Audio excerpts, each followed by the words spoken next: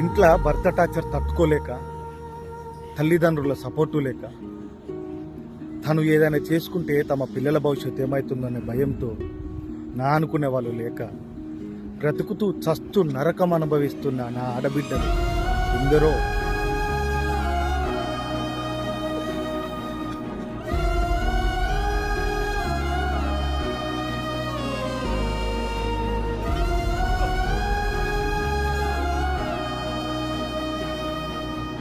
బ్రతకడం కష్టమైనప్పుడు మన లైఫ్ మనకు ఒక గొంగళి పురుగు లెక్క కనిపిస్తుంది, ఇబ్బందిగా అనిపిస్తుంది, చావాలనిపిస్తుంది.